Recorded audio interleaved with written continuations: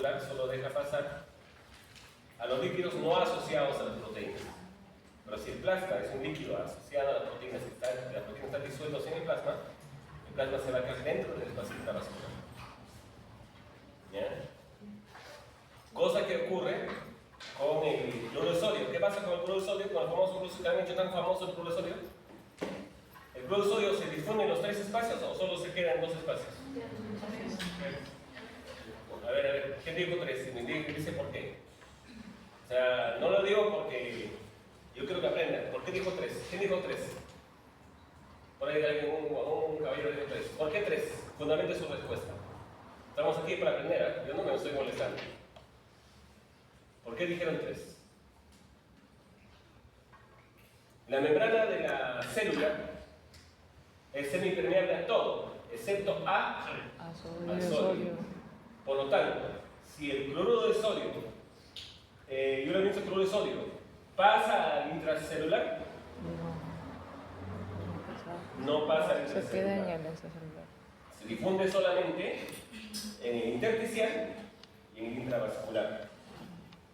Pero si le paso dextrosa solo, ¿qué pasa con la dextrosa? ¿Pasa al intracelular? Pasa al intracelular porque no hay sodio disuelto en él. ¿Ya, chicos? Eso tenemos que recordar siempre. ¿Por qué? Porque yo como enfermero, yo soy el que paso las soluciones endocrinosas, por más que el médico lo indique. Yo como enfermero voy a diluir los medicamentos. Entonces, por lo tanto, bajo ese fundamento, ¿con qué voy a diluir? ¿Con cloruro de sodio o con dextrosa? Con cloruro de sodio, es una solución isotónica, ¿ya? Que es una osmolaridad similar al de la sangre, salvo excepciones puntuales. Uno de ellos es la noradrenalina, que se diluye en dextrosa, pero ustedes no lo van a manejar, sea algo que trabaje en cuidados intensivos o emergencia. La anfotericina, que es un antimicótico, eso sí lo van a administrar en unidades generales. La anfotericina se diluye en dextrosa, pero previamente se hidrata al paciente con cloruro de sodio. Medio frasco de cloruro de sodio antes y después de la administración de la anfotericina. Uno para equilibrar el medio interno y otro porque la anfotericina causa fiebre. Entonces, estamos hidratando al paciente y recuerden que con fiebre hay pérdidas insensibles. Recuerden su fármaco, fisiología. Entonces, recuerden, si la fiebre, si ya de por sí yo estado natural, afebril, tengo pérdidas insensibles, sobre esas pérdidas sensibles normales, tengo que aumentar las pérdidas sensibles con fiebre. Y entonces me puedo deshidratar. ¿Entendió, chicos? Además de que si le estoy administrando anfotericina con dextrosa, ¿qué estoy haciendo? Estoy haciendo hemodilución. Estoy diluyendo el sodio intravascular. Y si diluyo el sodio intravascular, recuerda la clase anterior, ¿qué pasa? Si disminuye el sodio intravascular, ¿qué pasaba? ¿El agua entra a la célula o no entra a la célula? Sí, entra a la célula y explota. ¿No? Que puede causar edema, ¿no? Un mecanismo de edema. ¿Entendió, chicos?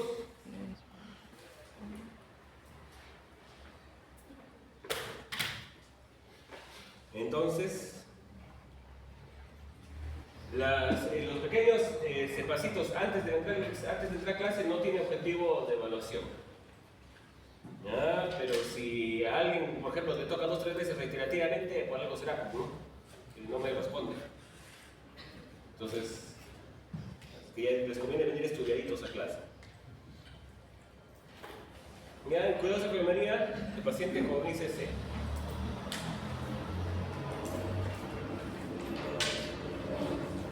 Entonces, explicar la fisiología básica del aparato cardiovascular, diferenciar los factores de riesgo del infarto agudo del miocardio y de insuficiencia cardíaca congestiva, que son cosas distintas, que pueden ser correlacionadas, sí, pero cada uno tiene una sintomatología distinta, y explica los cuidados de enfermedad de infarto agudo del miocardio en insuficiencia cardíaca. recordemos fisio, ¿no? Que el corazón está, el sistema cardíaco está formado por el corazón y vasos sanguíneos, arterias y venas. El corazón es la bomba y los vasos sanguíneos es el sistema de conducción, ¿no? Entonces tenemos el aparato cardiovascular formado por el corazón, vasos sanguíneos, arterias anteriores, capilares, venas, vénulas y sistema linfal. El único que muchas veces no le ponemos atención. Paciente postrado, por ejemplo, tiene insuficiencia venosa y linfática, ¿no? Es un mecanismo de edema, de otro tipo de edema, ¿no? Entonces, el edema puede ser por múltiples factores. Uno de ellos hemos visto la clase pasada, por disminución de sodio, por disminución de proteínas, ahora también por falta de movimiento, ¿no? Por eso que los pacientes postrados o que están echados en cama, por ejemplo, postrados y con el brazo así hacia abajo, pueden tener edema por disminución del retorno venoso. Por eso es que se dan cuenta los pacientes postrados, los técnicos que también le ponen cuñitas para que esté con la manito levantada, ¿no? Para mejorar el retorno venoso, ¿no? Entonces, funciones del aparato cardiovascular. Tenemos transporte rápido de nutrientes y de productos de desecho, porque recuerden que es un líquido y es una de las características de los líquidos, ¿no? Tenemos control hormonal, regulación de la temperatura, reproducción y defensa, ¿no? Entonces, ¿cómo es el control hormonal? Recuerden bioquímica, fisiología por sistema feedback, ¿no? Que es la glándula que controla las demás glándulas, la hipófisis, ¿no? Entonces, hay un mensaje de feedback ahí. Recuerden que una característica del agua es la termorregulación, es la reproducción celular y defensa del organismo, ¿no? Porque en la sangre están disueltos los glóbulos blancos. El corazón es un órgano musculoso formado por 4 cavidades, 2 aurículas, 2 ventrículos. Tiene el tamaño de un puño cerrado, ¿no? Pesa aproximadamente un cuarto de kilo, o sea, 250 gramos aproximadamente. Se ubica en el inferior tenemos el tórax, tenemos las 3/4 partes en el hemitórax derecho, la cuarta parte del hemitórax, perdón, 4 partes en el hemitórax izquierdo, la cuarta parte del hemitórax derecho, y está de esta forma, ¿no? Ligeramente hacia adelante. De esa forma, ¿no? El ápice está ligeramente hacia adelante. Tiene la forma de cono apoyado sobre su lado, o sea, en esa posición, ligeramente inclinada. El vértice en dirección anterior, inferior, adelante e inferior, ¿no? Y la porción más ancha, la base, se quiere en sentido póstero-superior. Póstero, atrás, superior, ¿no? Tienen que aprender a acordarse a manejar terminología médica, ¿no? Necesito comprar mi puntero, ¿no? Será la inversión de sueldo de fin de mes, ¿no? Entonces tenemos el hemitórax izquierdo, el hemitórax derecho. El hemitórax derecho, por ese motivo de la presión del corazón, tiene 3 lóbulos, y como el corazón ocupa gran parte del hemitórax izquierdo, solamente el pulmón derecho tiene 2 lóbulos. Tenemos el mediastino, la membrana que cubre el corazón. Tenemos las pleuras, ¿no? Visceral y torácica, ¿no? Los vasos sanguíneos, tenemos la yugular, ¿no? La vena cava. Bueno, acá más se deja la aorta, ¿no? ¿Qué más? El diafragma, ¿no? Recordemos su anatomía.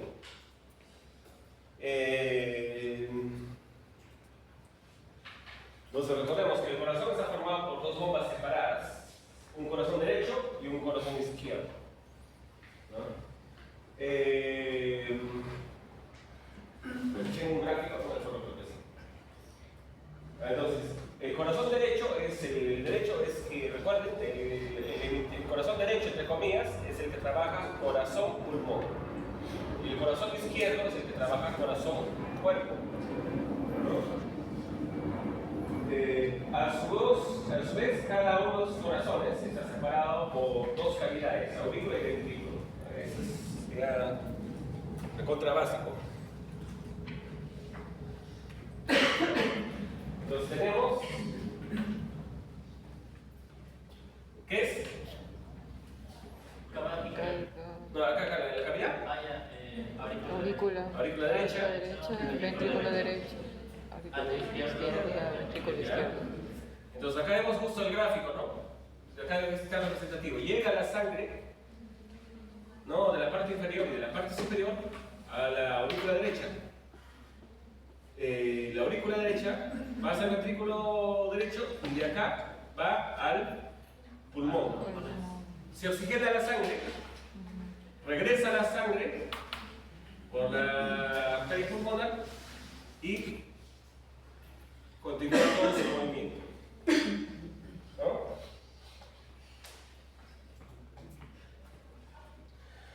Entonces el corazón se compone por dos aurículas, dos ventrículos. Ya eso ya es la explicación de esa figura. Entonces,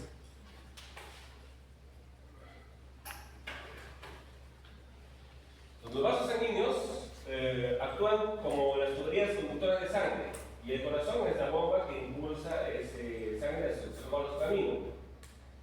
Cada latido del corazón impulsa una cantidad habitualmente de 60 a 40 milímetros de mercurio de sangre a los vasos sanguíneos. Esto es importante porque esa es la definición de volumen sistólico o volumen de eyección o volumen latido, que lo van a escuchar en la bibliografía. ¿Ya? Entonces de ahí sale la definición de gasto cardíaco. Porque si esto yo lo multiplico por la frecuencia cardíaca, ahí está el gasto cardíaco. Pero profe, ¿cómo se mide esto? Se puede medir con ecocardiografía, se puede medir con catéter Songans, que es un corazón que va directo al pulmón, se puede medir por termodifusión, se puede medir por línea arterial, es un catéter que va a la arteria. ¿No? Pero eso se hace en estudios hemodinámicos. Si ustedes en unidades generales casi no lo van a ver, pero es bueno que sepan la definición. ¿Ya? ¿Cuándo aumenta? Creo que estamos adelante, mejor no nos confundamos, vamos en orden. El sistema de conducción, ¿no? Un sistema especializado de excitación y conducción del corazón que controla las contracciones cardíacas. El nodo sinusal, también llamado nodo sinoauricular, es el que genera el impulso normal de las arterias de las vías intercondulares que conducen impulsos desde el nodo sinusal hacia el ventrículo arterioventricular, hacia el nodo arterioventricular. Por eso es que ustedes escuchan la definición ritmo sinusal. Acá se define el ritmo sinusal que el impulso cardíaco se origina acá.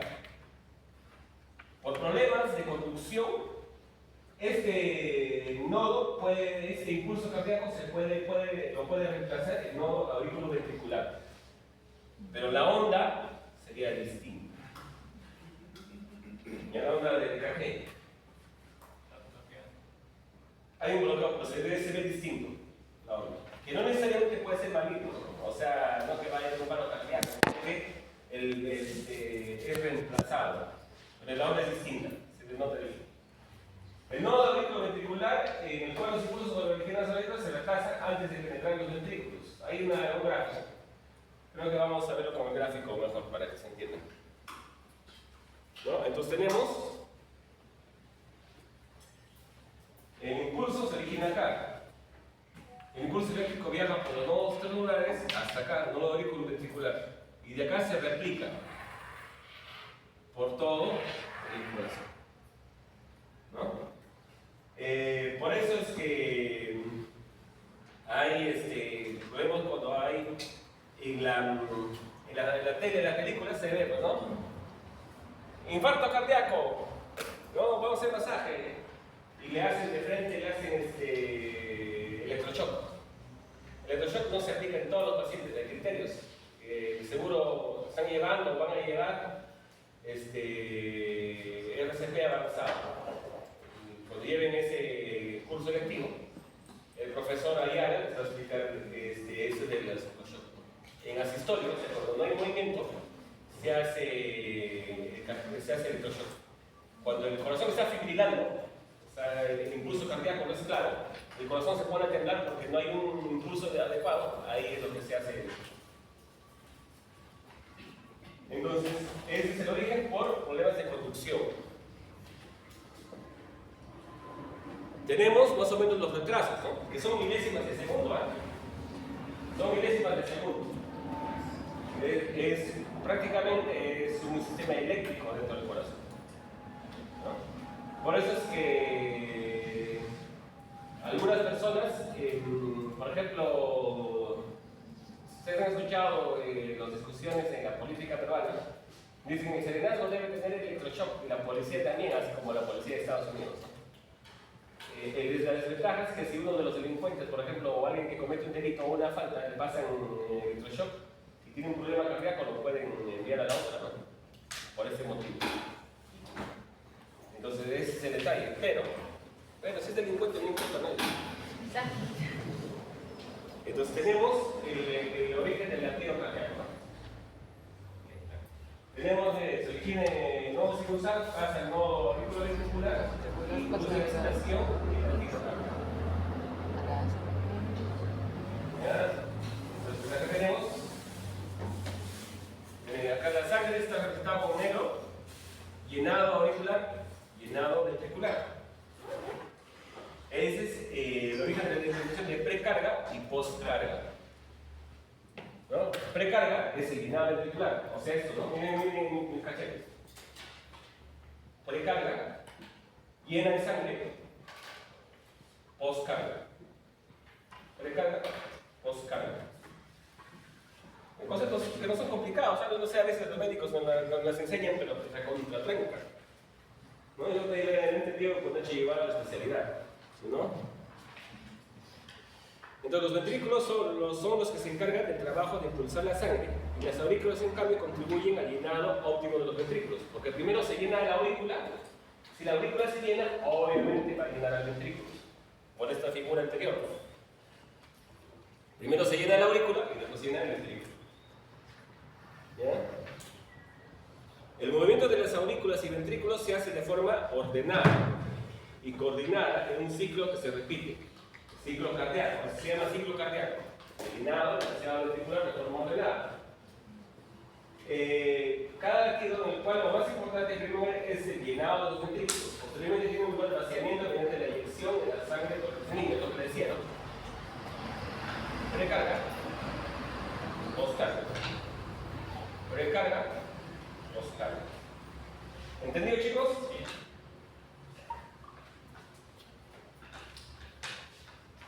El ciclo cardíaco presenta dos fases, sístole y diástole.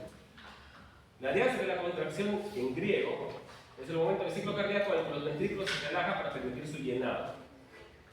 Y sístole deriva de dos palabras griegas, enviar y dejar.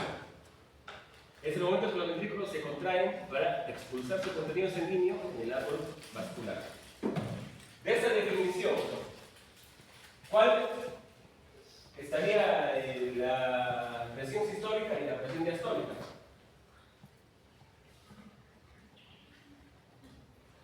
Presión sistólica con la expulsión y la diastólica con el relajamiento. ¿Ya? Entonces, si yo tengo 180 con 60, ¿qué estaría elevado ahí? La sistólica. Y ahí tiene que ver la resistencia. Entonces, la presión sistólica está relacionada con la resistencia de los vasos sanguíneos. Y la presión diastólica está relacionada con el volumen vascular. ¿Ya? Entonces, si yo tengo 180 con 60, lo más probable es que ese paciente tenga resistencia, aumento de resistencia periférica y un gasto cardíaco adecuado, un volumen sanguíneo adecuado. Lo que ahí está aumentado es la resistencia periférica, los vasos sanguíneos están duros. Si los vasos sanguíneos están duros, el corazón va a hacer más fuerza para expulsar la sangre. Profe, la sistólica, la resistencia diastólica, ¿qué era? La sistólica está relacionada con la resistencia periférica y la diastólica está relacionada con el volumen. Por eso le decía, si yo tengo 180 de presión sistólica, eso quiere decir de que mis vasos sanguíneos están duros y el corazón hace más fuerza para expulsar ese vaso sanguíneo. Imagínense el ejemplo del globo, siempre utilizo el globo. Un globo de fiesta, el globo chiquitito, y un globo de agua, el chiquito, y un globo de fiesta, el globo grandazo. Imagínense que la textura del globo es los vasos sanguíneos. ¿Con cuál hace más fuerza para inflarlo? Con el globo chiquito de agua, ¿no? Entonces imagínense que esa es la consistencia del vaso sanguíneo. Si el vaso sanguíneo está duro, el corazón va a hacer más fuerza para expulsar la sangre. Pero si el vaso sanguíneo está suave, como el globo de fiesta, entonces el corazón va a necesitar menos fuerza para expulsar la sangre. Por eso que las personas que tienen esclerosis, que comen grasa, que tienen una vida sedentaria, sus vasos sanguíneos están duros, y por eso es que aumenta la presión arterial. ¿Ya? En explicación sencilla. ¿Ya? Claro que hay otras condiciones también que puede haber elevación de la presión arterial, ¿no? Si nos vamos a presión arterial idiopática de causa desconocida.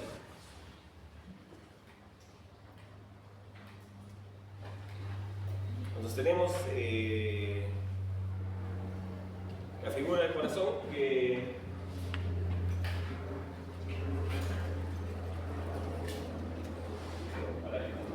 está encargado de los pulmones. Entonces tenemos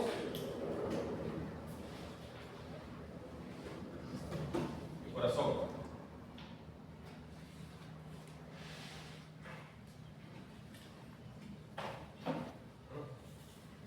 Ese gráfico que vamos a usar así, lo vamos a transformar en este.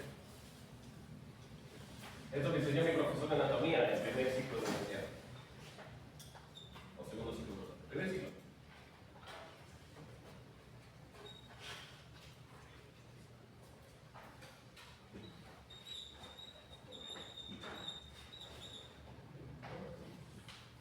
Entonces, la sangre retorna del cuerpo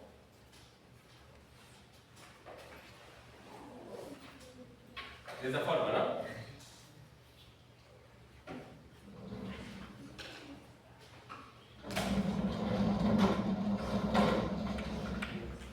¿No?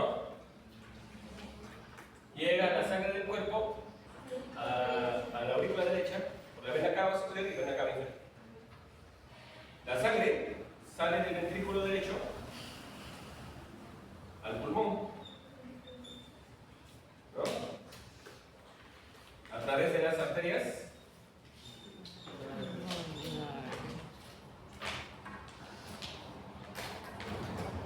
la sangre retorna del pulmón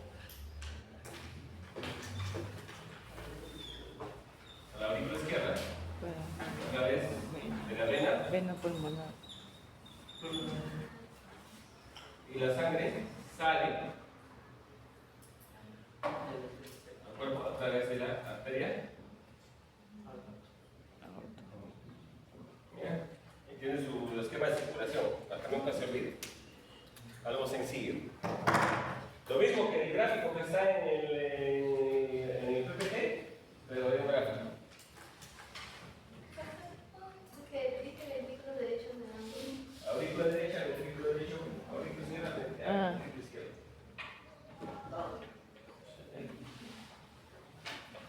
¿Ya, chicos?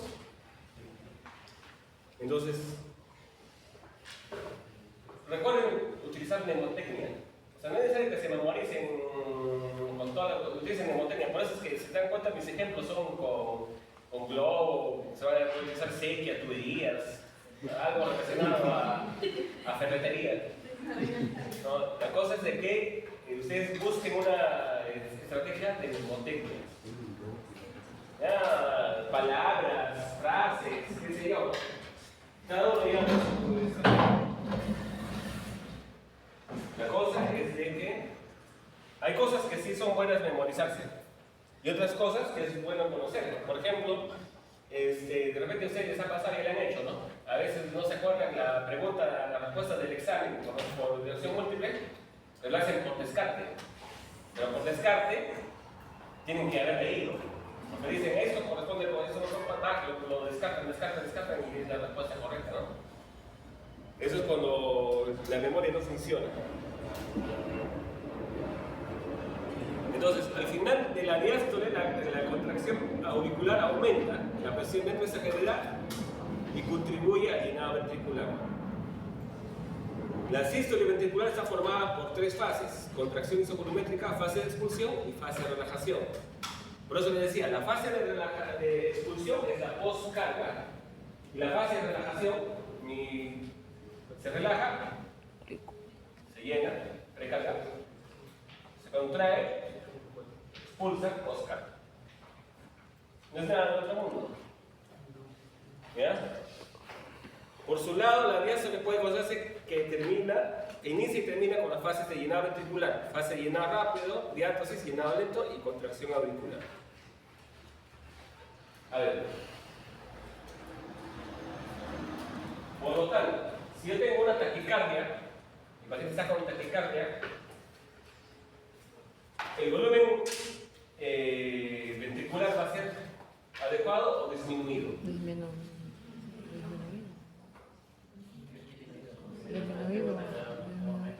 ¿Ah? O sea, dice su compañero, si yo tengo una taquicardia, miren mi cachete. Va a pasar esto, ¿no? Con el corazón. Y se va a llenar adecuadamente. Si fuese lento,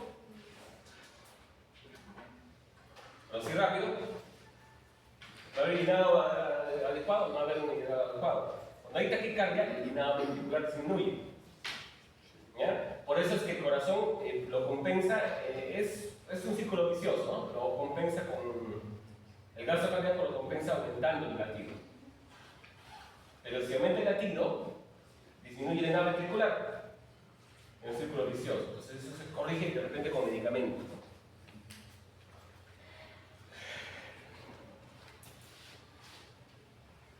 ¿Qué es la precarga? Es la carga o volumen que distiende el ventrículo. Bueno, esto es todo el palabreo ya, ¿no?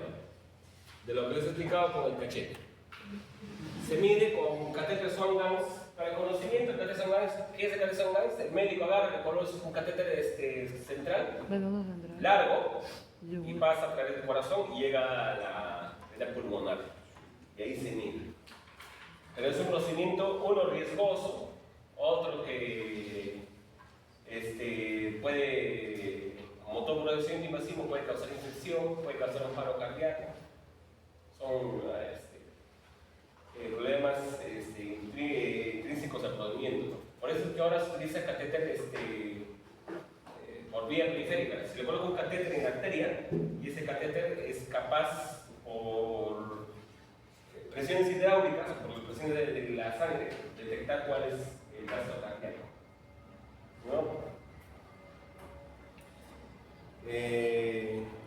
La precarga está disminuida en hipovolemia por hemorragia, deshidratación, vómito, diarrea, exceso de diuréticos. Eso puede ser pregunta de examen. ¿No? Yo les voy a preguntar: paciente con deshidratado, ¿no? ¿Qué parámetro está alterado? Y les voy a poner precarga, postcarga, presión arterial, así. Entonces ustedes tienen que poner precarga. ¿No? Entonces la precarga disminuye en hipovolemia, deshidratación por hemorragia, deshidratación, vómito, diarrea, exceso de diuréticos. ¿No? También hay que tener cuidado con el exceso de diuréticos, porque el exceso de diuréticos no solo quita volumen, quita electrolitos, entre ellos el potasio. ¿No? El potasio tiene que ver con el potencial de acción. Taquicardia por lo general mayor a 120 por minuto, disminuye los tiempos de llenado ventricular. No una taquicardia de 100, ahí todavía está compensado. Bueno, por eso es que las taquicardias superiores a 120 hay que parar las orejas porque pueden producir paro cardíaco. Vasodilatación, consecuente disminución del retorno venoso que puede verse en la hipertermia, estados de permeabilidad endotelial con disminución del volumen circulante efectivo, como la sepsis o anafilaxia. Acá tenemos sepsis o anafilaxia y tiene que ver con shock. Tiene que ver con la relajación de los vasos sanguíneos. ¿Ya?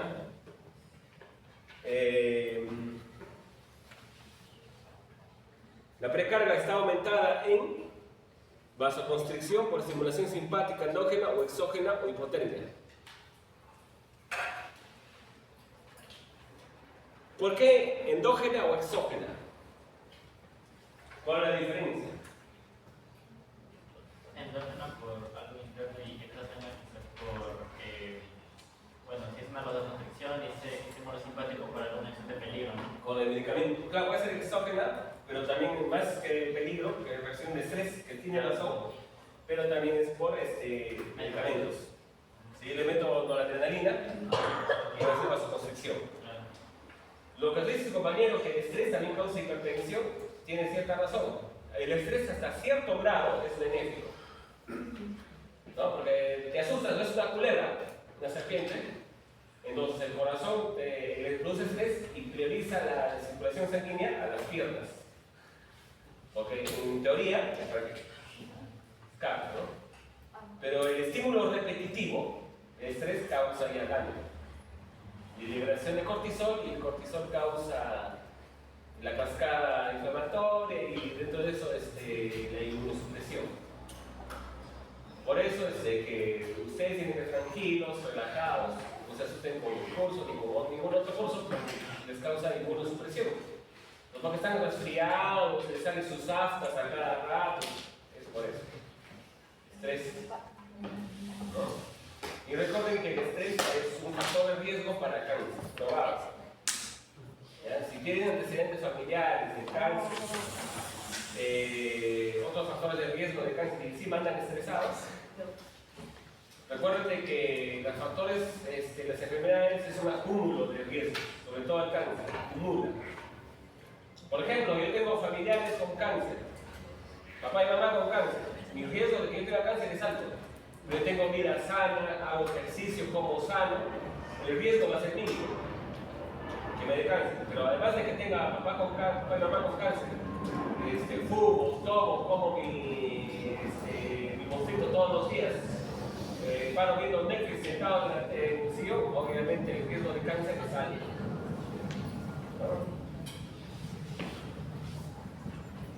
Y vemos hipotermia y sobrecarga de volumen o insuficiencia renal oligúrica, oligonúrica y insuficiencia cardíaca congestiva, aumenta la precarga, la ICC. Y ahora lo vamos a ver por qué más adelante. La postcarga es la resistencia de la inyección ventricular. En el lado derecho se expresa como la resistencia vascular pulmonar. Y en el lado izquierdo, o sea, el corazón que expulsa sangre y cuerpo, la resistencia vascular periférica. Mientras mayor sea la postcarga, menor será el débito cardíaco. De igual manera, mayor será la presión en la aurícula derecha. O sea, si mientras, ¿qué es el débito? Es el resto. O sea, por más que yo expulse toda la sangre en la postcarga, siempre va a haber un resto de sangre que queda en el corazón. Entonces, mientras mayor sea la postcarga, la expulsión, menos va a ser el débito. Si hay disminución en la postcarga, va a haber débito cardíaco aumentado. Si el débito cardíaco aumentado, cuando llena otra vez el ventrículo, va a ser insuficiente llenado porque ya hay restos de sangre. ¿No? Es igual como si tienes su mochila a medio llenar. ¿No? Quieren meter más cosas. No se va a llenar la mochila porque hay contenido restante en la mochila. Eso es lo similar del débito cardíaco. Pero eso no se le conoce como también el volumen telesistólico, el volumen que queda sobre. Sí, siempre va a decir el resto de volumen, que es dentro de lo normal. Es igual que en el pulmón. Tú en el pulmón cuando respiras, va a haber siempre un volumen residual, que no va a ser eliminado. Claro que se intercambia con la respiración, pero no va a ser vaciado completamente. Es igual en el corazón, siempre va a haber un volumen residual. Pero si yo tengo postcarga disminuida, ese volumen residual va a ser mayor. Entonces va a haber menos cantidad de sangre que va a llenar el pulmón y va a haber como un tráfico, ¿no? Como un embotellamiento. La sangre se va a acumular en el sistema pulmón-corazón, en el ratón. Entonces va a haber insuficiencia, va a haber edema pulmonar. Entonces agarras una cascada de eventos. La postcarga está disminuida en vasodilatación por sepsis, hipertermia, hipotensión y drogas vasodilatadoras, ¿no? Por ejemplo, se me pasó la mano y le paso sus antihipertensivos. Por eso es que antes de cada paciente que tiene hipertensión, antes de cada toma de sus hipertensivos, hay que tomar la presión. Y yo como enfermero estoy en el criterio de suspender o retrasar la toma de ese antihipertensivo o disminuir la dosis. Por ejemplo, tiene 30 miligramos de nifedipina, 3 tabletas de 10 miligramos de nifedipino y está con 110,60. En ese caso, le puedo suspender o disminuir la dosis. Ya no le doy 30, sino le doy 10 o más. ¿No? Entonces, ese es yo hago frecuente eso en la UCI, ¿no? O sea, en ese caso no esperen la indicación. Oye, ustedes como alumnos, preguntan a la enfermera, consulten de la enfermera, ¿no? Pero cuando ya sean enfermeros pueden tomar esa decisión, ¿no? Suspender o retrasar la toma. Ya no le doy a las 9 de la mañana, le doy a las 10, 11, 12, siempre monitorizando a mi paciente. Porque hasta que el paciente no tenga la presión arterial controlada, puede pasar ese evento.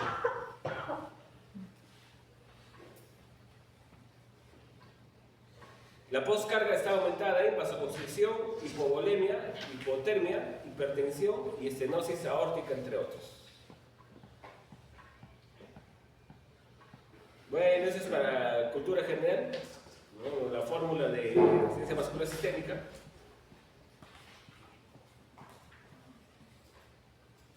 Esto vamos a pasar. Ya, la presión arterial. ¿No? La presión arterial, ¿no? Es la fuerza de la sangre que exige sobre las paredes de las arterias. Es lo que siempre nos han dicho en esta introducción. Si nos han enseñado a controlar la presión arterial, nos han dicho eso, ¿no? Entonces, la presión es el gasto cardíaco por la resistencia periférica. ¿Eso quiere decir? De que se aumenta el gasto cardíaco, aumenta la presión. Si aumenta la resistencia periférica, y por lo mismo, si disminuye el gasto cardíaco, si tengo una hemorragia, tengo deshidratación y el gasto cardíaco va a disminuir. Por lo tanto, la presión arterial va a disminuir. Por eso es de que si yo tengo una disminución del gasto cardíaco por deshidratación o por hemorragia, se le mete al paciente cloruro de sodio para mejorar el gasto cardíaco y mejorar la perfusión la periférica, ¿no? Lo que yo no entiendo es, por ejemplo, en el caso de las muertes por el cloruro de sodio, dice de que un paciente de los fallecidos tenía fiebre o gripe, estaba resfriado. Y como estaba resfriado, le han puesto cloruro de sodio. Bueno, sabemos que estaba deshidratado, ¿no? Pero no tiene mucho sentido en ese caso. Yo sinceramente no tengo mucha fe en las clínicas, porque hay clínicas que ustedes seguro lo han visto que exceden los procedimientos para cobrarles más. Eso es antiético. ¿No? Una amiga que ya está en España, médico, intensivista, decía de que trabajaba en una clínica X, no daba el nombre, y indicaban de que por normativas de la clínica que lo ceden al paciente, que le pongan catéter central para que pase la noche en la clínica y le cobren la cama en la clínica, o a los SWAT. Los SWAT pasan a los pobres, le sacan toda la plata en una sola. El hermano de mi amiga se chocó con su carro y querían cobrarle con fractura de miembro superior, que no tenía fractura, pero querían hacer el procedimiento para sacarle dinero. No, las clínicas no es recomendable. Bueno, pero sí va a ser recomendable porque de repente va a ser su primera chamba clínica. Pero cuando hagan su primera chamba, traten de hacer lo mejor posible, chicos, ¿no? A veces la gente va a las clínicas creyendo de que es lo mejor, porque paga su plata, y lamentablemente, no lo digo en afán peyorativo, pero las enfermeras y los médicos que trabajan ahí generalmente son jóvenes, de recién egresados. Entonces no tienen la experiencia adecuada. Las clínicas lo hacen por dinero, ¿no? Ideal es que tenga un enfermero viejo ya de experiencia con uno o dos jóvenes ahí para que aprendan, ¿no? Pero no ponen todos jóvenes, ¿y qué se van a enseñar entre ellos, no? Nos digo, como digo, la colega de ayer que entraba, la primera vez que entra a la UCI y está gustando por este mes. Ayer hemos dado la sala más suave, porque todas las salas estaban complicadas con el ventilador mecánico, pacientes hasta el que cree. por desgracia le poníamos con uno de ellos, ¿no? Ha rotado sola en esa sala, pero hemos todos ventilando al medio ambiente, ¿no? Pero íbamos a rato a verla cómo está. La próxima semana rota conmigo y misma sala. Ojalá que no se asusten, ¿no? No, porque los casos pacientes de UCI son complicados, ¿no? A veces no todos los enfermeros, las personas toleran la atención de una primeros intensivo, ¿no? Por ejemplo, yo no voy ni pagado, si me paguen 3 meses. No, pediatría no, el corazoncito no resiste el dolor en los niños. No, un adulto a los que ya vivió, lo que sea que hace, pero un niño sufriendo no. Si alguno de ustedes le gusta pediatría, tienen un corazón fuerte. Bueno, entonces la presión arterial, presión máxima se produce cuando la sangre entra al circuito mayor. En todo caso, ustedes van a escuchar circulación mayor y menor. Circulación mayor y circulación menor. ¿Ya? Circuito mayor, presión arterial sistólica y cuando deja de mandar el circuito mayor se mantiene la presión teniendo el grado de contracción de las arterias. ¿Qué significa eso? Cuando hay ese sístole, la contracción de las arterias se mantiene en ese nivel. O sea, no inmediatamente retorna tan inmediatamente. Eso refiere esa diapositiva. Entonces, si el gasto cardíaco aumenta la presión arterial sistólica. Si la resistencia periférica aumenta la presión diastólica. Entonces, tenemos los grados de presión, ¿no? Ustedes ya también lo manejan, ¿no? Pero eso también es referencial, chicos, ¿ah? Por ejemplo, si yo normalmente tengo... ¿Se han medido ustedes para empezar? ¿Se han medido ustedes la presión? ¿Saben cuánto es su presión arterial normal? 110. ¿Ah? ¿Cuánto tienes de normal?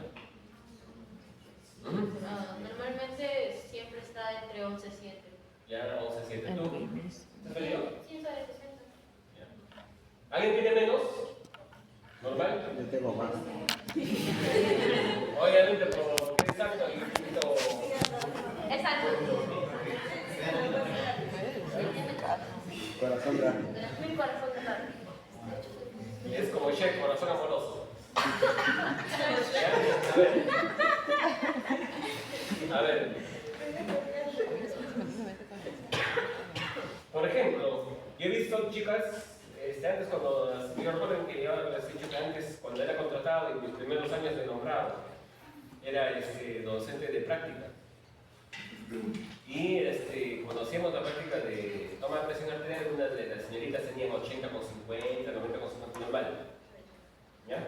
Por ejemplo, para ese caso, esta presión de ella sería hipertensión. Por más que la radiografía me diga esto. Entonces, si excede en 30 milímetros de mercurio presión basal, es hipertensión. Es igual con los atletas de alto rendimiento. Un atleta de alto rendimiento, se le toma la frecuencia cardíaca, tiene alrededor de 50 o menos de repente. Pero eso es porque su corazón se ha vuelto recontra eficiente y bombeando la sangre. Entonces, este es referencial. Siempre hay que preguntar cuál es su presión basal al paciente. Y ustedes también, una recomendación, conozcan su cuerpo, conozcan cuánto tienen normal de glucosa, cuánto es su presión arterial normal, cuánto es su frecuencia cardíaca normal, y conozcan cada rincón de su cuerpo. Conozcan cuántos lunares tienen, dónde tienen, de qué tamaño es su lunar, etc. Conozcan incluso sus partes íntimas. Las chicas, si tienen bultos en la mama, qué sé yo. ¿Por qué? Porque cuando a veces les examinan, ven un lunar, pucha, en ese lunar no lo tenía. ¿No? Pero de repente siempre estaba ahí, y la cosa es que recién se da cuenta que ese lunar estaba ahí. O de repente nunca lo tuvo y sí, apareció. Entonces, eso me da un indicativo. Siempre es bueno conocer su cuerpo, tanto física y estructuralmente como fisiológicamente, ¿no?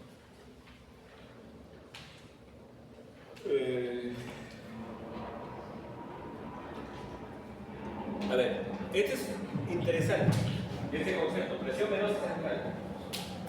Entonces, según han escuchado ese concepto cuando están en el hospital, ¿no? Su PVC está aumentada. La PVC está aumentada, dice. Si la PVC está aumentada, tiene mucho líquido en el cuerpo. Es lo que de repente han escuchado. Pero es parcialmente correcto esa definición. Cuando la presión venosa, la presión venosa central está aumentada, significa de que el corazón no es eficiente moviendo todo ese líquido.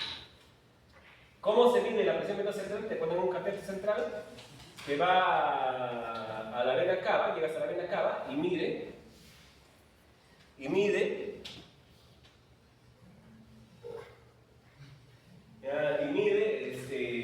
la...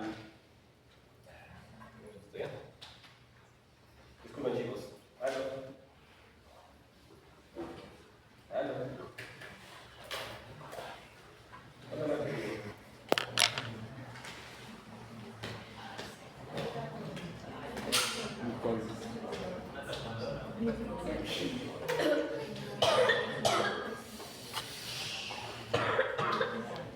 ¿Qué es?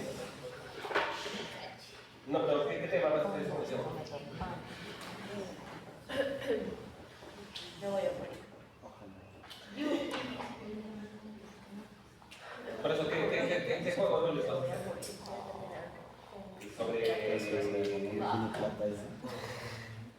Como siempre, es consejería que la enfermera es la directora y tiene consejería. Entonces estaría solamente el aula de carpetas. El aula de carpetas meterías. Que aparece la...